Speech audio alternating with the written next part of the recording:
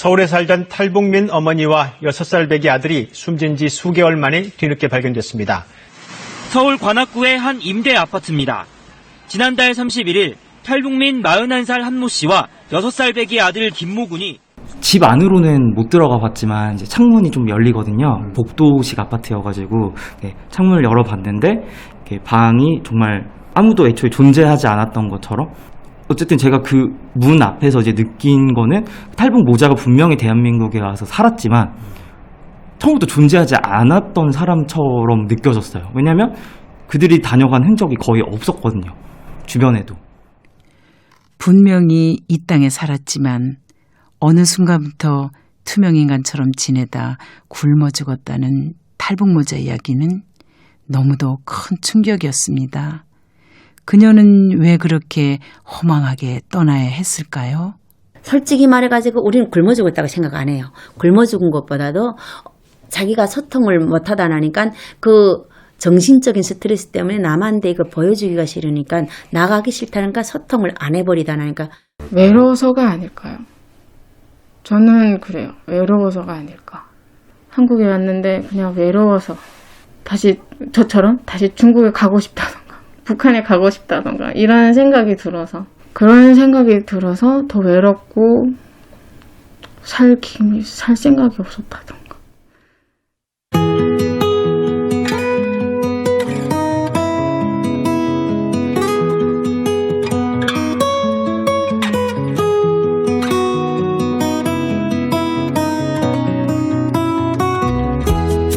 KBS 한민족방송 특집 다큐멘터리 북한 이탈주민 심리치유 프로젝트 다시 날자 제1부 여전히 이방인.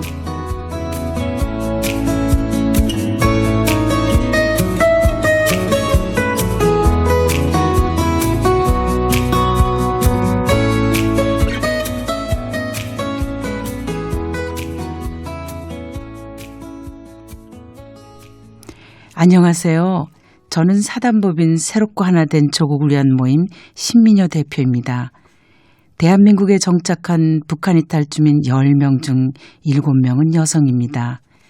북한에서는 남편 대신 장마당에 나가 가족을 먹여 살렸고 먹을 것을 구하기 위해 국경을 여러 번 넘어야 했습니다. 그리고 낯선 땅에서 인신매매를 당하는 고통을 겪기도 했습니다. 그 수모와 고난을 지나오면서 그 시간만큼의 말 못할 이야기가 그녀 안에 차곡차곡 쌓여 있습니다. 어쩌면 그렇게 말없이 세상을 등진 그녀도 하고 싶은 말이 너무 많았기 때문은 아닐까요? 이제부터 저와 함께 그녀들의 마음속으로 들어가 보실까요?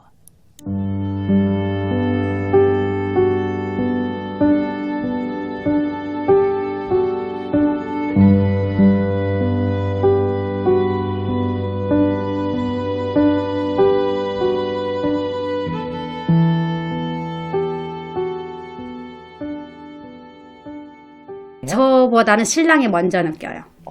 그러니까 신랑이 제일 힘들어했던 게 저를 처음에 만났을 때 자다가 구석에 가 있는데요. 나는 모르고 기억이 안 나요. 전 자다가 한 행동이 기억이 안 나요. 같이 자다가 분명 같이 자는데 나도 자고 있은 것 같은데 몽유병처럼 일어나서 저 구석에 가서 이렇게 하고 막 이렇게 떨고 있고 자다가도 막 잘못했어 그러면서 막 헛소리 치고 막 몸부림을 치고 막. 수용소에서 태어나고 자란 그녀는 자다가도 일어나 누군가에게 끊임없이 잘못했어요 라고 합니다. 남쪽에 와서도 편히 잠들 수 없었던 그녀의 무의식 속에선 어떤 일이 벌어지고 있었던 걸까요? 밖에 나갔다가 들어가서 엄청 맞다가 기절을 한 거예요. 기절해서 맞으면서 너무너무 공포스러운 그 공포가 잠재의식 속으로 바로 들어가서 잠겨버린 것 같더라고요. 그래서 이 신경회로, 잠재의식의 신경회로가 기억하고 있는 그 아주 심한 그 어떤 몸속에 각인된 어떤 공포가 있는 것 같아요. 정치범 수용소 근처에서 사실 한 번 상담을 해본 적이 있어요. 처벌이 내려오는데 그 처벌이라는 자체가 정말 구타. 근데 그 구타에는 제한이 없는 거죠. 죽든지 살든지 때리다가 죽으면 내버려 두는 거예요. 네. 그러니까 그런 것들을 우연하게 그냥 어릴 때부터 받아들였다는 게 이 안에 얼마나 큰 상처가 있을지. 근데 그게 상처라는 것조차도 모르고 성장을 했다는 그게 너무 애니어 힐링센터 조수연 소장과 남북하나재단 정현주 책임전문 상담사의 설명처럼 수용소의 모진 구타는 그녀의 잠재의식에 씻을 수 없는 상처를 남겼지만 이런 아픔을 갖고 있는 건 그녀만이 아닙니다. 중국에서 북송된 임혜진 씨는 감옥 안에서 차마 말로 표현할 수 없는 광경을 목격하고 말았습니다. 북한에서는 그때 중국 애들 배 가지고 오면 무조건 다 죽였어요. 불과 여기로 말하면 한 서너 명밖에 안 열 그런 방에다가 그렇게 30명을 쓰랬는데 그 방에다가 애기를 낳았어. 세상에 애기 낳자마자 거기서는 바로 비닐방막에다 쌓아서 그냥 저다 먹은 안 쓰고 이렇게 구석에다 밀어놓더라고요. 왜냐면 그 애는 애기 엄마가 젖을 먹여서도 안 되고 또 애를 또 살려서도 안 되니까. 나가고 나니까 그 다음에 그 애기는 그냥 방에 있잖아. 저걸 어떻게 하냐 이렇게 했는데 우리 그 방에 나이 먹은 아줌마를 나오라 하더라고. 그 관리하는 간수가. 그래가지고 설마 했는데 그 아줌마가 물바게지 들고 딱 들어오더라고. 그 다음에 나 그거 보는 순간에 나도 막 이렇게 상상이 돼가지고 했는데 그 아줌마가 막 울면서 나도 어쩔 수 없다고 나도 시켜서 하는 거니까 쟤는 내가 다 받을게 하면서 막 울면서 그 비닐 보자기 있는 애를 톡 들어가지고 물바게지에다 딱 였는 거예요. 깎으로. 그러니까 꼬르륵 하면서 애가 한 1분도 안 돼. 그 죽는 그 광경을 목격하는 순간에 내가 온몸이 다 굳어지는 거예요. 감옥 안에서 자기 옆에 있던 아기 엄마의 모습을 잊을 수가 없습니다. 22살 중국에서 공안에 잡혀 북송된 앳된 모습의 아기 엄마. 감옥에서 태어난 그녀의 아기는 중국인의 자식이라는 이유로 젖 한 번 먹지 못한 채 그렇게 살해당했습니다. 근데 이제 아기를 또 이게 감옥소에서 애가 죽는 그런 트라우마를 외상을 목격을 하고 아이를 잃은 그 엄마로서의 상실감이라는 거는 상당히 큰 거거든요. 예, 거기에서도 혼자라는 느낌이 뭔가 하는 이 생각을 조금 하게 했던 것 같아요. 상실감이 너무 크면은 자기의 그 고통을 누가 알아줄 거라고 믿기가 어렵거든요. 아직도 꿈을 꾸면서 근데 점점 그 꿈이 없어진다고 그랬거든요. 그러니까 잠재의식의 내용도 지금 바뀌고 있는 거 아닌가? 이분이 하시는 어떤 그 다른 사람을 치유하는 그런 모든 작업의 내용들이 지금은 잠재의식 속으로 많이 흘러 들어가 있어서 그 과거에 있던 것들이 저절로 흘러나가는 건 아닐까? 겨울이면 영하 20, 30도가 보통이라는 양강도 사람들에게 영하 5도는 푸근한 봄 날씨라고 한다죠. 계속되는 강추위에 익숙해지듯 일상에서 빈번하게 일어나는 폭력도 그렇게 익숙해지는 게 아닐까요? 그래갖고 이제 큰 시장에 모이면 총살하는 데도 직접 경험을 보게 하거든요. 딱 이 앞에서 보는 거예요. 보신 적 있어요? 야, 나는 한 6번 봤죠. 6번 봤어요. 근데 그것도 딱 이제 앞에서 이 10m 앞에서 이제 보는데 사격 준비 하게 되면 그냥 그 자리에서 찰칵 하고 장탄해가지고 딱 겨눈단 말이에요. 그러면 한 사람이 나와 있는데 그 나와 있는 사람을 보게 되면 반주검이 돼서 나와 있어요. 그래가지고 눈만 내놓고 입에다 자갈을 물리고 말을 못하게 마지막에 그 사람이 죽는 순간에 내가 하고 싶은 소리를 막 할까봐. 두 번째로 쏘게 되면 이 가슴팍 여기가 이제 탁 꼬꾸라져요. 세 번째로 쏘면 다리 밧줄까지 풀리면서 뚝 떨어지는 거예요, 땅바닥에. 그래갖고 그냥 뚝 떨어지면 그걸 그래서 물건 던지듯이 이렇게 실어가지고 어디로 가는지는 모르지. 김당금 씨는 그 끔찍한 죽음의 현장을 마치 자신이 본 영화처럼 묘사하고 있습니다. 하지만 그것이 얼마나 무자비한 인간성의 말살이었는지 몸이 그것을 떠난 지 한참 후에야 느끼고 있습니다. 그러니까 인간은 본질적으로 그 선과 악을 알아요. 그랬을 때 이 잔혹성이잖아요. 생명, 죽음, 이거는 충격을 어쨌든 와요. 그래서 갓난 아이 때도 그거를 봤을 때 의식은 기억을 못하지만 우리 무의식 속에 몸은 기억하고 있거든요. 그래서 나중에 어떤 사건이 터졌을 때 그 공포감이나 그거를 연결이 돼요. 그래서 그 세뇌 교육을 받았을 때 암묵적 침묵이라 그러기도 하고 선택적 혈이라 그러기도 하는데 어느 선으로 가든 그렇게 가다가 이들이 이제 남한사회에 와서 치료를 받고 자기 얘기를 오픈하기 시작을 하고 관계에서 자기 주체성을 하나씩 회복해 갈 때 어떤 표현을 제가 썼냐면 판도라의 상자가 열린다 그런 표현을 써요. 그러면 이 두껍게 그 철문처럼 닫혀 있었던 자기 정서를 보지 않으려고 애썼던 것들이 하나씩 뚜껑이 열리기 시작하면서 진짜 내 안에 있었던 그 트라우마가 꾸물꾸물 나올 수가 있어요. 마음빛 심리상담센터 윤정아 소장의 말처럼 트라우마들이 두껍게 닫힌 그녀의 철문 속에서 언제든 튀어나올 기회를 엿보는 건 아닐까요? 탈북 여성 300명에게 북한 내에서 총격이나 구타, 그리고 가족이나 친지의 정치적 과오로 인해 처벌받거나 투옥된 경험이 있는지 물어봤다. 결과는 충격적이었다. 응답자 10명 중 2명은 그렇다고 대답했다. 그런데 50대 이상에선 그 비율이 10명 중 4명으로 2배나 높았다. 사실 숫자만 보면 아무렇지 않은 것처럼 별거 아닌 것처럼 그렇게 보여질 수 있지만 생각해보면 그 비율이 굉장히 높은 편이죠. 이렇게 이해를 하시면 될 것 같습니다. 우리 사회에서 10명 중에 4명이 생애사적으로 살아가는 동안에 폭력이라던가 폭력을 직접적으로 경험하거나 아니면 폭력을 목격하거나 이런 일들이 흔하진 않거든요. 특히 사회주의에서는 당연한 게 여겨졌던 것들, 공개 처형이라던가 아니면 공개적인 폭력이나 이런 부분들이 이 사회주의를 벗어나서 남한 사회에서 살아가고 있는 상황에서 어느 날 문득 느껴지는 거죠. 이것이 굉장히 불합리한 것이었구나. 그리고 그것이 나에게 충격적인 것이었구나라는 것이 느껴지거든요. 멈춰!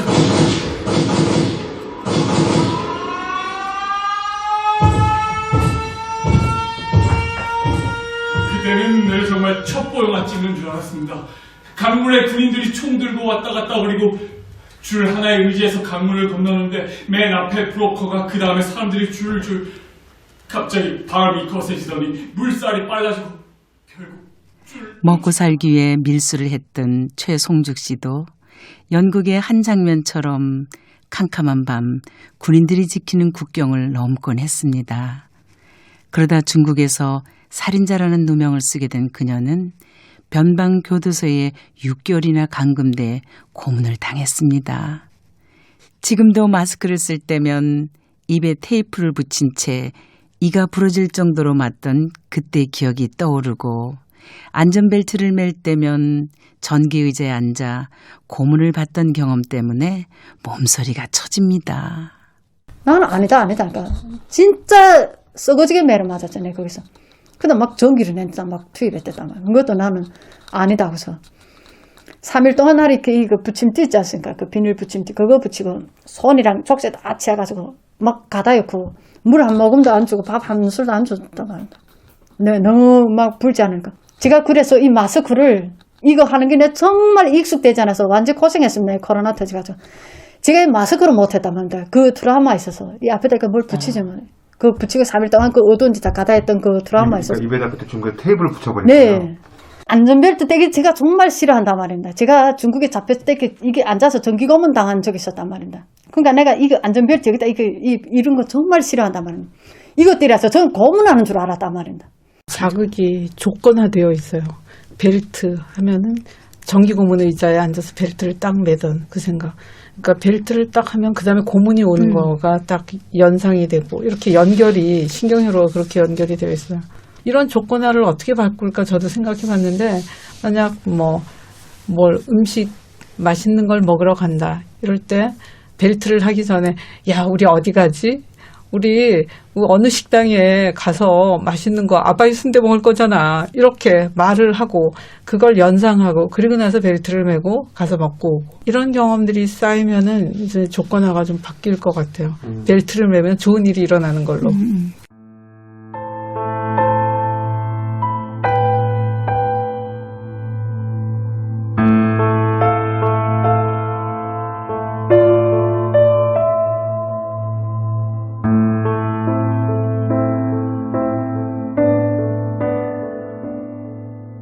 가족을 먹여 살리기 위해 돈을 벌기 위해 건너간 낯선 땅 중국은 그녀들에게는 결코 기회의 땅은 아니었습니다. 엄마랑 저를 팔았던 할머니 브로커가 있었어요. 그 할머니가 갑자기 저를 납치해간다는 소문이 나온 거예요. 솔직히 19살 애를 납치하면 중국 돈으로 10,000원을 벌 수는 있으니까. 제가 좀 가까이 지낸 이모가 있었는데 그 이모는 야, 너 조심해. 그 할머니 너를 납치한다는 소문이 들었어. 이러더라고요. 그냥 남자들만 쳐다봐도 무서운 거예요. 모르는 사람 그냥 쳐다만 봐도 무섭더라고요. 돈 많이 벌어갖고 내가 엄마랑 언니랑 그냥 잘해줄 거야 그냥. 그런 꿈을 안고 간 거예요. 갔는데 엉뚱하게 그게 아니라 시집을 가야지만 된다는 거예요. 북한에서는 북한 브로커가 이미 중국 브로커인데 이미 돈 받고 팔아 넘긴 거예요. 그러니까 여기서는 이제 너에 대한 몸값을 줬으니까 나는 니를 내 맘대로 한다 이건 거예요. 근데 황당한데 제가 할 수 있는 게 아무것도 없어요. 거기서 너 내가 시키는 대로 한 보이비에 집어넣을 거야. 경찰 공안에 집어넣을 거야. 이렇게 하는데 거기서 어떻게 제가 반항을 해요. 북한 사회가 가진 가부장성과 열악한 경제 환경, 그리고 중국의 심각한 남초 현상. 이 세 가지 이유로 북한에서 중국으로 여성들이 팔려갔습니다. 서울시 건강가정지원센터 건금상 센터장의 말입니다. 여성들 각 가정에 아내 겸 그 며느리 겸 일하는 사람 겸 여러 가지로 쓰일 수 있는데 그러지 못하는 거고, 또한 그 산골에서도 살면서 일단 공안이 중국의 공안이 들이닥치기 전까지 이들은 그냥 살 수는 있지만 호구가 없으면 안 되잖아요. 그래서 북송을 많이 당합니다. 실제로.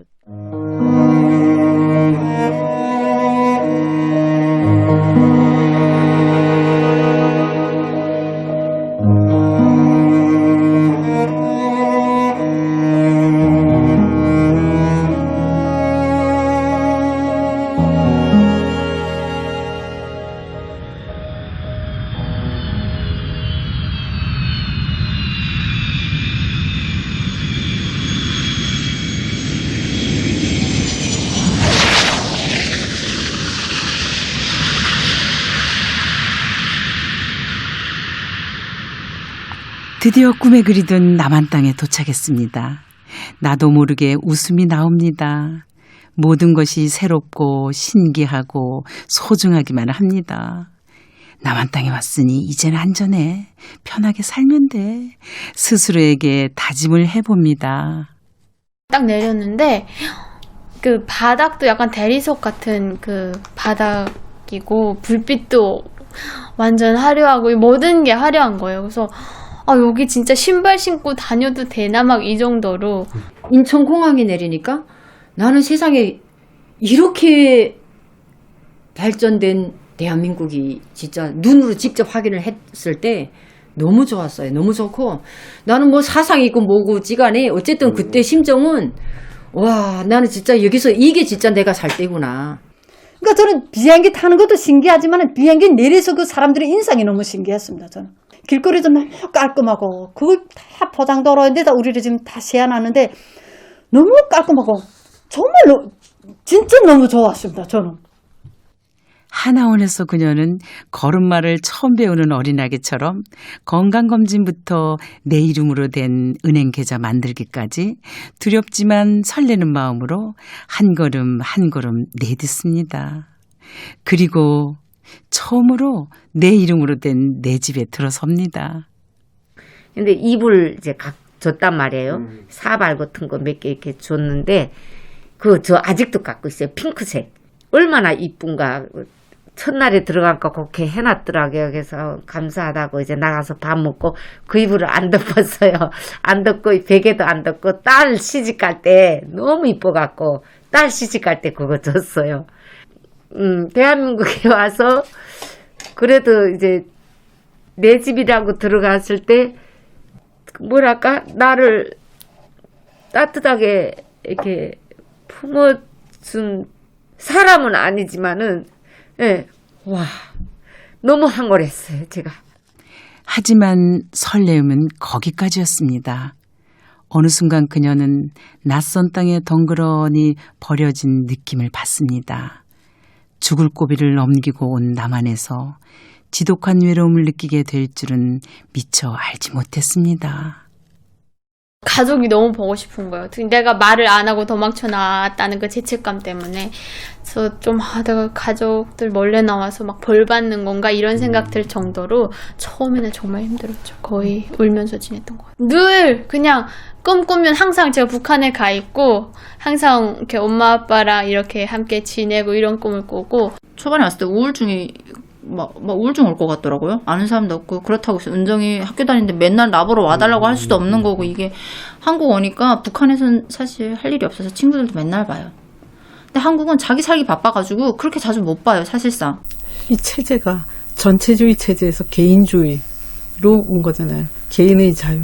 그래서 그거는 이 자유를 위해서 오긴 왔는데 혼자가 된 그 느낌. 물 받는다는 이야기를 제가 그 전에도 들었었거든요.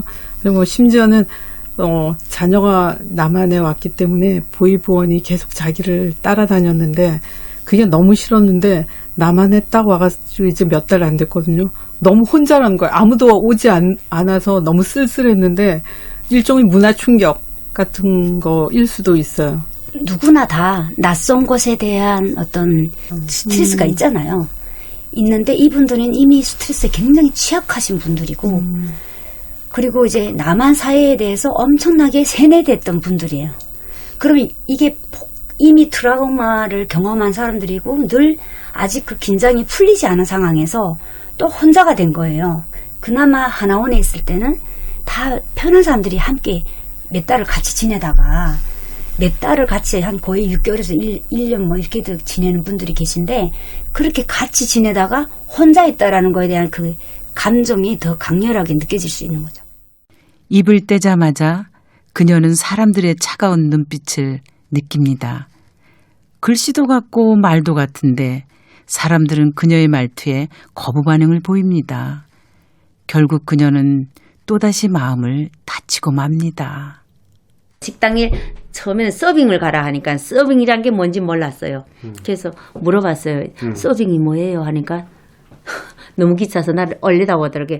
어디서 왔냐? 그래서 북한에서 왔다니까 서빙이라는 게 이게 우리를 말하면 서비스업 보고서 북한에서는 접대원이라고 하거든요. 그래서 내가 이게 서빙이라는 데 가가지고 거기서 말하는 게 이제처럼 뭐 겨자 주세요. 무슨 뭐 소스 주세요. 하는데 그 말을 알아들을 수가 있어요. 한껏 부푼 마음으로 입학한 학교에서도 또 한 번 상처를 받습니다. 도무지 무슨 뜻인지 모르는 영어 같은 우리말과 낯선 문화들. 고향에서 본 드라마는 그저 환상이었습니다.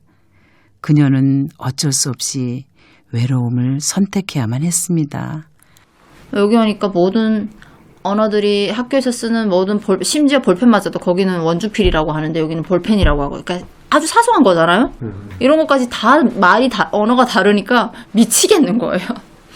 근데 제가 교육학과 관련되어 있으니까 뭐 이렇게 재료 준비하는 게 너무 많은 거예요. 뭐 파일은 mp3 파일만 들어봤는데 그 다른 파일은 또 뭐지? 그러다 보니까 학교 생활이 재미가 없고 그냥 나 스스로 나를 왕따를 놨어요. 나 혼자 나를 왕따 놓고 다른 친구들이 같이 언니 우리 어디 가자 밥 같이 먹자 막 이래도 되게 활달하고 밝은 애인데 이게 말이 안 되니까 너무 기분이 우울하고 우울증이 올 것 같은 거예요. 밖에 나가면 사람들 또 왜 그렇게 나한테 길을 물어보는지 정말. 근데 얼굴은 그렇게 안 생긴 애가 막 사투리 되게 이상하게 막 하고 막 이러니까 사람들 그러니까 길도 모르거냐. 나 제발 사람들이 말 걸까봐 막 눈을 안 맞추고, 그러니까 눈 마주칠까봐 너무 무서운 거예요. 나한테 뭘 물어볼까봐. 남한 사회에서의 일상적인 언어 교육을 받은 경험이 있는지, 또 앞으로 얼마나 필요한지 물어보는 질문에 교육 경험을 답한 응답자는 전체의 56.7%를 차지했다. 그러나 살면서 느끼는 교육의 필요성은 더욱 절실했다. 10명 중 8명이 필요하다고 답했으며 사회적인 관계 형성이 활발한 30대의 경우 가장 높은 응답률을 보였다. 단지 북쪽에서 왔다는 이유 하나로 일자리는 거절을 당했고 스스로 당당하게 일어서 보려던 첫 시도는 그녀를 또 한 번 좌절하게 합니다. 그때 당시 말투를 못 고쳤었어요. 오자마자 막 알바고 해가지고 전화로 근데 말투가 이상하신데 어디 동포분이세요? 이러는 거예요. 그래서 저 중국 사람은 아니고 북한에서 왔는데 그때도 그냥 북한이랑 그럴까 평양에서 왔어요 이랬어요. 그 다음에 좀 잘 보이고 싶어서 그러니까 일단 한번 와보세요. 근데 용모 단정하게 오세요. 뭐 이렇게 해가지고 갔는데 1시간 기다렸다가 만났는데 보자마자 예 연락드릴게요 이러는 거예요. 근데 약간 여기서 연락드릴게요가 그냥 인사하는 건지 몰랐어요. 진짜로 연락을 엄청 기다렸어요. 한 달 동안. 어렵게 취직이 됐을 때 누구보다 열심히 일했습니다. 그래야만 북한에서 왔대 그 꼬리표를 뗄 수 있을 것 같았습니다. 층마다 거기 두 층에 자재가 있는데 자재 창고다 나는데 제가 어느 자재인지 이름을 몰라서 아줌마 뭘 주시오 하면 그걸 이름을 몰랐어요. 제가 제때 못 가져니까 아씨 남자들 건설장 남자들 입이 지른이 셉니까? 그럼요. 에이씨 하면서 쟤네끼리 겪으면 두들두들 한다니까 그걸 핸드폰을 다 찍었습니다. 이름을. 그다음 찍어가지고 화면 들어가 그거 암송한단 말이에요. 남자들인데 한 번씩 그럴 때는 집에 들어 막 울고 너무 분해서 했잖아. 근데 이름도 차라리 줘서 몰라면 모르는데 다 외려란 말입니다. 그 다음에 몽땅 저녁마다 그거 암송했단 말입니다. 거기 나가서 말하면 한 줄도 못 돼서 그거 다 암송해서 기억에서 남자들 달란달란대로 다 주고. 담배 이름을 계속 외웠고 손님이 없을 때는 그냥 계속 가게를 돌아다니면서 물건만 외웠어요. 제가 그 상품들 몇백 가지 막 있는데 하나도 알만한 게 없는 거예요. 그래서 돌아다니면서 손님들이 물어볼 때 제가 알 수 있는 게 아무것도 없으니까 계속 외우고 다녔고 한 번은 어떤 손님이 와서 아가씨 여기 밴드가 어디 있어요? 라고 하는데 저 밴드가 뭔지 몰랐거든요. 북한에서 반창고라고 하는데 그렇게 물어봤으면 뭐 알았을 수도 있는데 밴드라고 밴드가 뭐지? 근데 손님한테 뭐예요 물어보면 저를 또 이상하게 볼 것 같아서 그런 거 없다고. 근데 바로 제 앞에 있었던 거예요. 그래서 그걸 가져오면서 또 되게 부끄러운 적도 있었고 그래서 그런 것 때문에 너무 적응하는데 시간이 오래 걸렸던 것 같아요. 북한에서는 내 능력에 맞게 주변 그리고 사회의 수준에 맞게 주변 사람들과 비슷하게 혹은 공평하게 대우를 받았다라고 인지하고 있었다면 남한에 와서는 사실상 소수자고 그리고 사실상 사회적 약자로 분류되죠. 그래서 사실 우리 사회에서 그 북한에서 온 여성들이 본인이 북한에서 받았던 대우만큼 받는 경우는 거의 없어요. 그러다 보니까 본인이 주변 사람들과 비교해 봤을 때 상대적으로 자신의 지위가 굉장히 더 낮다라고 느껴지는 거죠. 이게 무슨 문제가 있는 거냐면 이러한 인식 자체가 자신의 그 삶에서 박탈감을 느끼게 하고 그리고 이 상대적 박탈감 때문에 또다시 자신을 의심하거나 사회를 비난하게 되는 그러니까 사회를 이렇게 어떻게 보면 불만을 갖게 되는 사회에 그런 이제 악순환이 이어지게 되겠죠. 누군가 몰라도 괜찮다고 시간이 해결해 줄 거라고 지금도 잘하고 있는 거라고 말해줬다면 나를 감추고 아닌 척하면서 불안해하는 대신 편안하게 드러내며 살 수 있지 않았을까요? 이전에 이렇게 가면 친구 언니들 온다 뭐 이러면 엄마 빨리 가. 엄마 조금 있다 와. 우리 사투리가 있잖아요. 그런다고 못 오게 해요. 북한 여자인 거 모르지 않아요. 언니들은. 그러니까 자기네 집에 이제 그 언니들이 오는 거예요. 야 그거 뭐 언제까지 숨겨? 뭐 어째서 북한에서 왔는데 너가 북한에서 왔다고 그 여자들보다 못한 집에서 32평 좋은 집에서 당당하게 살고 있는데 그냥 그래서 뭐 해결책이 아예 애기한테 숨기는 거예요. 엄마가 북한에서 왔다는 사실을. 그래서 애도 모르게 하고 근데 애기는 또 어느 정도 크면은 아이는 엄마 말투나 또 이런 거 보면 또 뭔가 다른 부모랑 다르다는 거 아니까 엄마는 말투가 왜 그래? 이렇게 물어보면 이때 또 어떻게 그걸 설명해줘야 될지 그러니까 그거를 좀 고민을 많이 하시더라고요. 저도 지금 그게 고민인데요. 일단 엄마가 북한 사람이란 걸 얘기는 해줘야 될 것 같은데 딱 봐도 알리잖아요. 할머니밖에 없잖아요. 외할머니밖에 없잖아요. 외할머니 외엔 가족이 없잖아요. 그러니까 얘기는 해줘야 되겠는데 어떻게 얘기하면 애가 이해를 해줄까. 그리고 솔직히 말해서 지금 애들이 좀 무섭잖아요. 좀만 뭐 해도 부모님이 이혼만 해도 애들은 삐뚤어지고 막 그러잖아요. 그래서 학교에서 또 북한 사람이라고 또 그런 취급 받지 않을까. 지금도 언제 어떻게 말을 꺼내야 할지 고민하고 있는 많은 그녀들에게 성균관대학교 조수연 겸임 교수는 이렇게 조언하고 있습니다. 일단은 탈북민이라는 게 밝혀졌을 때 아이들의 반응이 어떨지는 우리 아무도 예상할 수 없어요. 그래서 밝혀졌을 때를 가정하고 아이랑 참 많이 대화하시라고 말씀드려요. 그러니까 우리가 의도해서 밝혀졌던 만약에 그것이 상황에 놓여졌을 때 아이에게 일어날 일들에 대해서 예상하고 그럴 때 나는 엄마는 아빠는 네 옆에서 어떤 걸 해줄 거고 그리고 너는 이제는 남한 사회에 있는 탈북민이 아니라 그냥 너는 남한에 있는 국민이다 라는 말씀도 해주실 수 있고 이렇게 좀 반응하실 수 있는 것들을 좀 알려드리면서 같이 작업해 드리는 것 같아요. 찾을 수 있을 게다.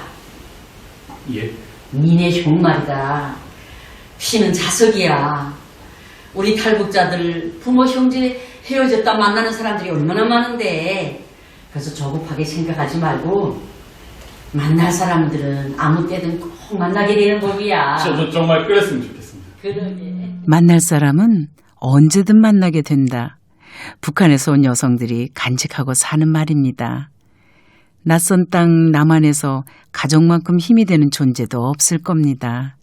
남한에서 음반도 발표하고 가수로 또 유튜버로 활동하는 노수연 씨. 인신매매로 가족들이 뿔뿔이 흩어졌던 아픈 상처 때문일까요? 그녀에겐 가족이 가장 소중합니다. 와가지고 브로커도 엄청 내보내고 우리 북한 사람들도 통해가지고 돈 없으면 안 움직이잖아요. 저희 돈도 수없이 썼어요. 그럼 내보내면 이제 뭐 동생이 덤은 변방돼서 누가 봤는데 파라티브에서 죽었다 해서 엄마하고 나하고 밤새 울고 죽었다 해가지고 그걸 다 믿은 거죠 그때는. 그러니까 저희 엄마는 완전히 뜬밤을 아침에 깨나면 눈이 다 붙을 정도로 울어가지고요 엄마가. 저기 죽을 때 눈이 날 감았겠냐고 죽은 줄 알고. 또 근데 또 망청 같은 데서 또 연락이 와요. 오는데 정진 감옥에서 또 봤다는 거예요. 그게 수없이 반복되니까 마지막에는 눈물도 안 나오더라고요. 정말 지금은 웃을 수 있는데요. 그러니까 제일 처음에 들었을 때 이제 변방도 엄청난 생명의 위협 속에 있고 외부 세계는 그걸 보호해 주지를 않아요. 가족을. 그러니까 중국으로 가면 뿔뿔이 다 따로따로 팔려갔잖아요. 그런 상황 자체도 북한에서도 그렇지만 그 상황에서는 더더욱 가족이 아니면 이 가족 구성원이 아니면 서로가 서로에 대한 구원자가 아니면은 이 가족이 제대로 생존할 수 없는 그 사람이 서로가 서로에게 구원자이고 가족의 존재가 생명줄이지만 남한에서 가족과 함께 지내는 이들은 그리 많지 않습니다. 가족의 생사조차 모른 채 소식만이라도 전해 듣기를 간절히 바라는 여성들이 훨씬 많습니다. 아들하고 둘이었는데 아들은 죽고 하나밖에 남은 딸이 또 없어졌어. 그 딸을 찾겠다고 지구 끝까지 갈 결심으로 온 사람이에요. 근데 현재까지 소식도 모르고 살았는지 죽었는지도 모릅니다. 그러나 시간이 약이 되는가 봐요. 정말 처음에 와서는 그렇게 힘들 수가 없었어요. 그래서 내가 우울증이 걸리고 그랬는데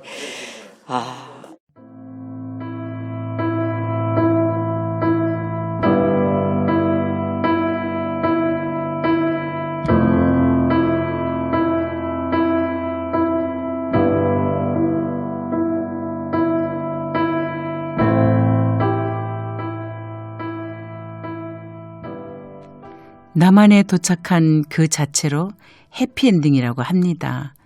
국경을 넘으면서 중국에서 그리고 태국이나 라오스로 가면서 북송되거나 목숨을 잃은 여성들도 적지 않습니다. 상처가 아물지 않아 모진 기억만 남을 줄 알았던 고향이지만 그래도 돌아보면 태를 묻은 그리운 곳이기도 합니다. 그냥 거기 애들은 너무 해맑았으니까요. 자기가 왜 여기 사는지 자체를 모르고 제 친구들만 해도 너무 해맑게 여기서 사는 게 너무 좋았다는 생각밖에 없거든요. 근데 저도 수용소지만 북한이라는 사회가 지금에서는 너무너무 싫지만 그 고향에는 한 번만은 가보고 싶은 생각은 들어요. 지금도. 정말요? 진짜 정말 가서 내 그때 소꿉놀이 하던 친구들이 변해 있을 그 모습 한번 보고 싶어서. 내 마을, 내가 나서 자란 고향, 내가 일했던 그 직장이 어떻게 변했는지, 또 지금은 그 사람들이 나 때처럼 일하고 있는지, 아니면 뭔가가 더 발전이 됐는지. 저는 나비가 돼서도 알 수 있다면 그래도 내가 살던 고향에 한번 가보고 싶어요. 고향에 가가지고 내가 살던 건 내과에 가서 있잖아요. 내과에서 어릴 때 그 물장구 치며 거기서 고기잡이 하던 그것을 가가지고 그것이 지금 저희 집 앞에 바로 도랑이 있고 비만 오면 그 도랑울로 고기들이 뛰어넘어오고 그랬던 그 기억이 있거든요. 그래서 그것이 지금도 그대로 있을까 하는 그런 마음 항상 가지고 있어요. 함경북도 길주군이 고향인 제 아버님은 통일이 되면 북한의 친척들을 꼭 찾으라면서 고향 집 주소와 북한에 있는 친척들 이름을 다 외우게 했습니다. 두고 온 땅, 잊을 수 없는 사람들. 아버지는 평생 그리움으로 아파하셨습니다.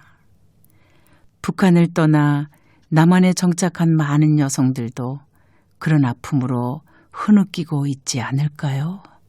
그때 북에 있을 때는 저도 우리 옆집에 그런 이산 가족이 살고 있었음에도 불구하고 그 할머니가 유복자를 나와서 남으로 나간 그 남편을 70년 동안 기다리는 그걸 보아왔으면서도 그게 아픔이 뭔지 몰랐어요. 근데 내가 여기 와서 지척해 보이는 내 고향과 이런 걸 보니까 이게 느껴지는 거예요. 진짜. 아프지요, 되게.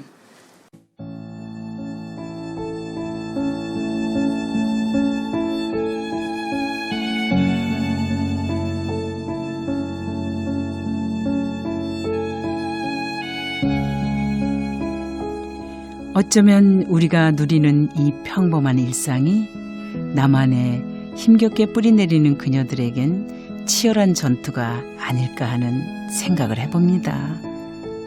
웃음 속에 어딘지 모를 그늘이 보이는 선아 씨, 힘든 마음을 농사를 지으며 풀고 있다는 진희 씨, 중국에 있는 아이도 최선을 다해 챙기는 금옥 씨, 북한에서 그리고 남한에 오기까지 죽을 만큼 힘들었던 그녀들은 또다시 깊은 강을 건너는 중인지도 모릅니다. 이제는 혼자 애쓰지 말라고 울타리가 되고 바람막이가 될 테니 먼 길 함께 가자고 손 내밀고 싶습니다.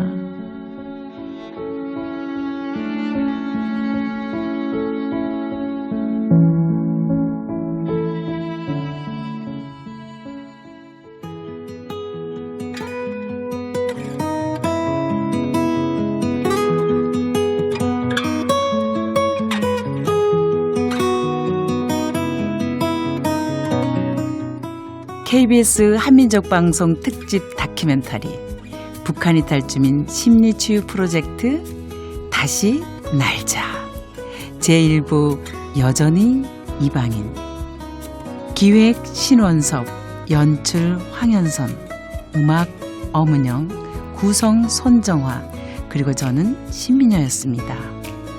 제작진의 곤란한 질문에도 마음을 열어주신 그녀들에게 깊은 감사를 드립니다.